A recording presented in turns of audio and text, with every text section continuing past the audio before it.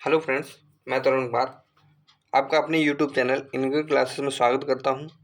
आज की वीडियो में हम देखने वाले हैं वीडियो का सेट नंबर 7। इससे पहले हम 6 सेट कंप्लीट कर चुके हैं। प्रत्येक सेट में 50 क्वेश्चंस रहते हैं जो एग्जाम की दृष्टि से बहुत ही महत्वपूर्ण हैं। चलिए शुरू करते हैं। शुरू करने से पहले आप लोगों से एक रिक्वेस्ट है कि आप लोग चैनल पर नए हैं तो चैनल को सब्सक्राइब ज़रूर कर लें, जिससे कि हमें मोटिवेशन मिलता रहे और हम नए नए कंटेंट आप लोगों के लिए लाते रहें। आपका पहला प्रश्न है, भारत के सांस्कृतिक इतिहास में के संदर्भ में पंचायतन शब्द किसे निर्दिष्ट करता है, मतलब किसे समर्पित है या किसके बारे में बताता है? तो आपका सही जवाब होगा मंदिर रचना शैली। अर्थात मंदिर रचना शैली क्या है? तो मंदिर रचना शैली महाराष्ट्र में रत्नागिरी जिले में स्थित एक मंदिर है, वांडेश्वर का मंदिर, जो इसका श्रेष्ठ उदाहरण है। आपका अगला प्रश्न है कि अंतरिक्ष विज्ञान पर अनुसंधान और विकास का श्रेय किसे जाता है? तो वो किसे जाता है? वो जाता है विक्रम साराभाई को। तो आपका सही जवाब होगा ऑप्शन बी। किस सुल्तान के काल में खालसा भूमि अधिक पैमाने पर विकसित हुई थी? तो वो हुई थी अलाउद्दीन खिलजी के शासनकाल में। आपका अगला प्रश्न है, उस नदी का क्या नाम है जिसके तट पर फ्रांस की राजधानी पेरिस नगर बसा हुआ है? तो आपका सही जवाब होगा सीन नदी।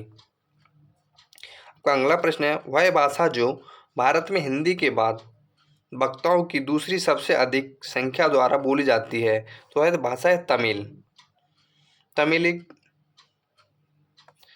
द्रविड़ भारतीय भाषा का है और ये द्रविड़ भाषा परिवार से आती है। आपका अगला प्रश्न है, एलिफेंटा की जो प्रसिद्ध गुफाएं हैं वो किस मंदिर बनाए गए, उनका श्रेय किसे जाता है? तो वो जाता है राष्ट्रकूट वंश को।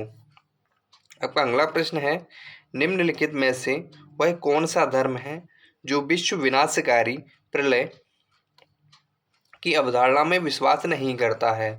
तो आपका सही जवाब होगा जैन धर्म। आपका अगला प्रश्न है, क्षेत्रफल के अनुसार निम्नलिखित राज्यों का सही क्रम क्या होगा?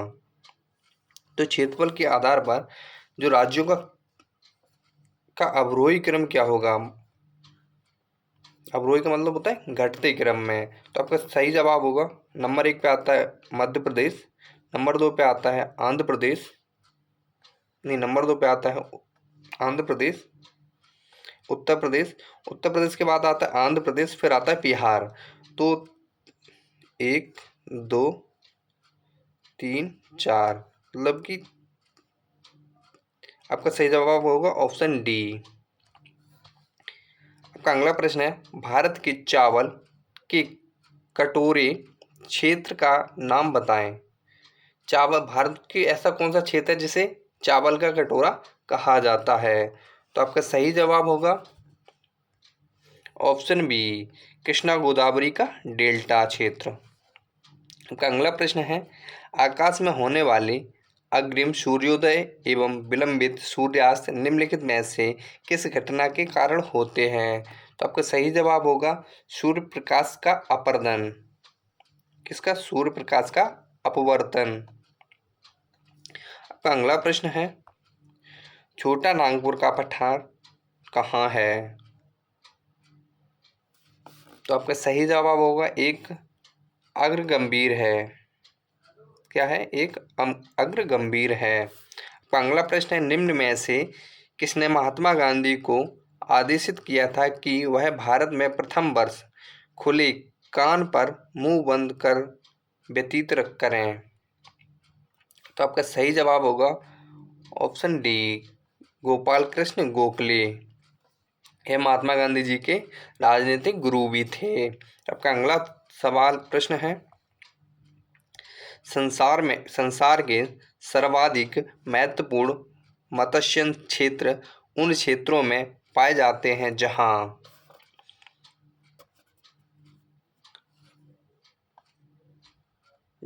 उष्ण तथा शीत सागरीय धाराएं मिलती हैं। आपका अगला प्रश्न है, जनगणना 2011 के अनुसार दिए गए विकल्पों में लिंगानुपात का सही आरोही क्रम क्या होगा? तो आपका सही जवाब होगा हरियाणा, जम्मू कश्मीर, सिक्किम और पंजाब।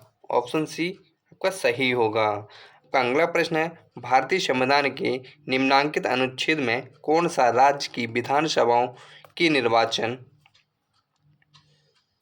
का प्रावधान प्रस्तुत करता है? तो आपका सही जवाब होगा अनुच्छेद 170, जो ऑप्शन ए में है।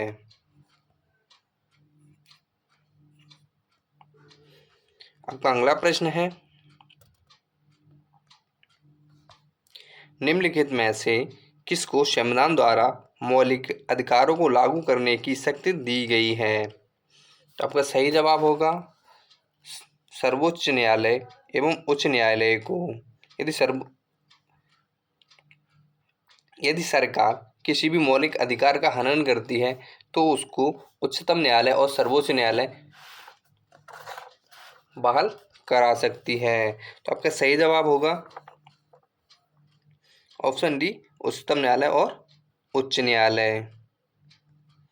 आपका अगला प्रश्न है, किसी राज्य में विधान परिषद की संरचना अथवा विघटन किया जाता है? तो आपका सही जवाब होगा ऑप्शन बी, केंद्रीय संसद द्वारा। किसके द्वारा? केंद्रीय संसद द्वारा। 21 अनुच्छेद के अंतर्गत आता है, तो ये आता है 169 आर्टिकल के अनुरूप। आपका अगला प्रश्न है, वर्तमान में लोकसभा में प्रत्येक राज्य के लिए स्थानों का आवंटन आधारित है। तो आपका सही जवाब होगा 1971 की जनगणना के अनुसार। किसके अनुसार? 1971 की जनगणना के अनुसार। आपका अगला प्रश्न है, व्यावसायिक संपत्तियों के न्यायता सिद्धांत का प्रतिपादक कौन था? तो आपका सही जवाब होगा ऑप्शन बी, महात्मा गांधी। आपका अगला प्रश्न है, निम्न में से किस राज्य में मृत्यु गणना की शुरुआत की? तो आपका सही जवाब होगा कर्नाटक राज्य। आपका अगला प्रश्न है, नवीनतम जनगणना के अनुसार वर्तमान में अधिकतम और न्यूनतम लिंगानुपात वाले राज्य कौन से हैं? तो आपका सही जवाब होगा केरल और हरियाणा। आपका अगला प्रश्न है, निम्न में से वह कौन सा एक राजकोषीय नीति का उपकरण नहीं है? तो आपका सही जवाब होगा ब्याज दर। आपका अगला प्रश्न है, भारत के संविधान के अनुसार निम्न में से कौन सा देश के शासन के लिए आधारभूत है?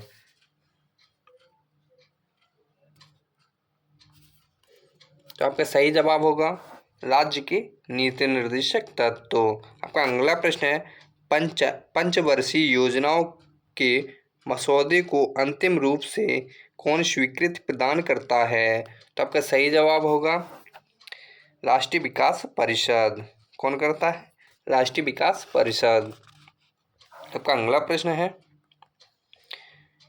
भारी पानी वह होता है, मतलब भारी पानी कैसा होता है, उसके क्या अविटंस होते हैं? आपका सही जवाब होगा जिसमें हाइड्रोजन का स्थान समस्थानिक ले लेता है। जिसमें हाइड्रोजन का स्थान समस्थानिक ले लेता है। तो आपका सही जवाब होगा ऑप्शन सी। आपका अगला प्रश्न है, प्रकाश के 7 रंग होते हैं, रंगों को अलग करने की प्रक्रिया को क्या कहते हैं? तो आपका सही जवाब होगा एक प्रिज्म से रंगों को अलग अलग किया जा सकता है। किससे किया जाता है? प्रिज्म के द्वारा अलग किया जाता है। आपका अगला प्रश्न है, पौधे जो नमक युक्त मिट्टी में उगते हैं वो क्या कहलाते हैं? तो आपका सही जवाब होगा हाइड्रोफाइट। क्या कहलाते हैं? हैलोफाइट। आपका अगला प्रश्न है,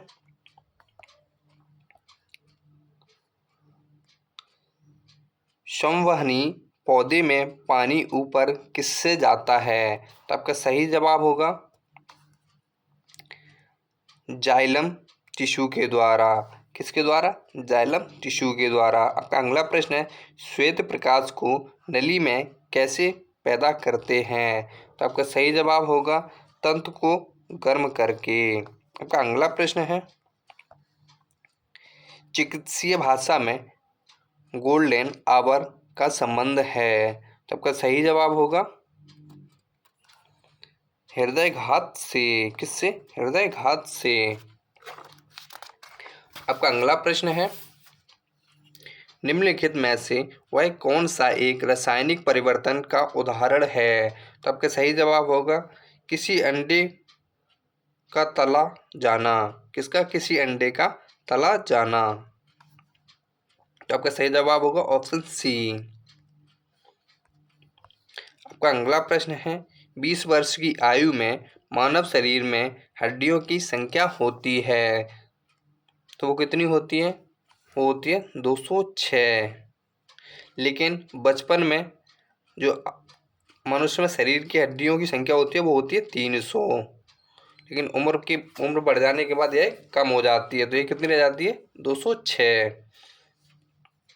आपका अगला प्रश्न है, सफ़ेद किट्स एक महत्वपूर्ण कवक रोग है, यह किससे संबंधित है? तो आपका सही जवाब होगा सरसों से। आपका अगला प्रश्न है, ब्लैक हार्ट किस फसल की प्रमुख दैहिक व्याधि है? तो आपका सही जवाब होगा आलू। आपने देखा होगा कि आलू में बीच में काले काले धब्बे लग जाते हैं, यही एक आलू की बीमारी है। आपका अगला प्रश्न है, अंगूर में पाए जाने वाला सशक्त कार्बनिक अम्ल है, जो अम्ल अंगूर में कौन सा सशक्त कार्बनिक अम्ल पाया जाता है? तो आपका सही जवाब होगा टारटैरिक अम्ल। कौन सा? टारटैरिक अम्ल। नेवल एयर स्टेशन गरुड़ कहाँ स्थित है? तो आपका सही जवाब होगा कोचीन। कहाँ स्थित है? कोचीन। आपका अगला प्रश्न है, निम्न में से वह कौन सा एक जैव अवक्रमणीय नहीं है? तो आपका सही जवाब होगा साबुन। आपका अगला प्रश्न है, रक्त कैंसर को नियंत्रित करने के लिए उपयोग किया जाने वाला रेडियोधर्मी रासायनिक है, तो आपका सही जवाब होगा फॉस्फोरस 32। आपका अगला प्रश्न है, भारत में तैरती सब्जियों की खेती कहाँ की जाती है? तो आपका सही जवाब है डल झील, जम्मू एंड कश्मीर। आपका अगला प्रश्न है, भारत की कृषि योग्य भूमि का लगभग कितना प्रतिशत भाग उत्तर प्रदेश में है? तो आपका सही जवाब होगा 19%।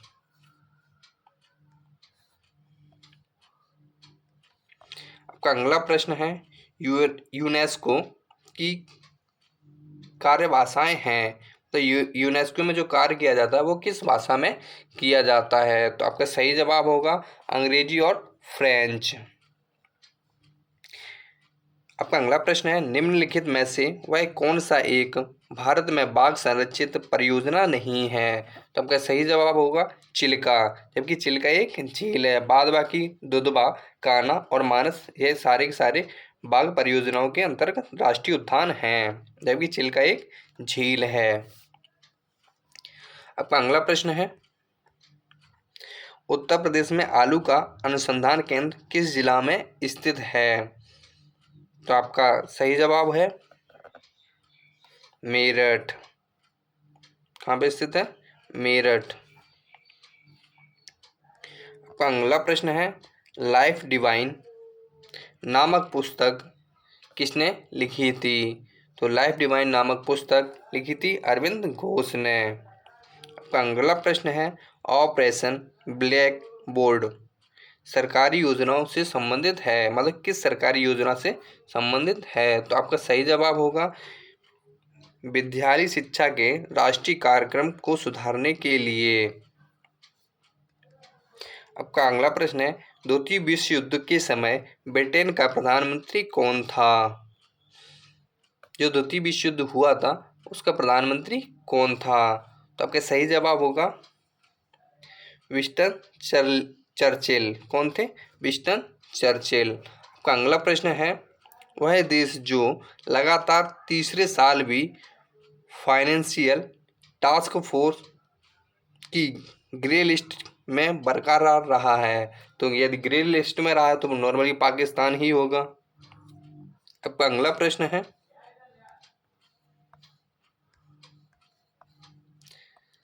संयुक्त राष्ट्र संघ की सुरक्षा परिषद में निम्न में से कौन सा देश स्थायी सदस्य नहीं है? तो आपका सही जवाब होगा जापान।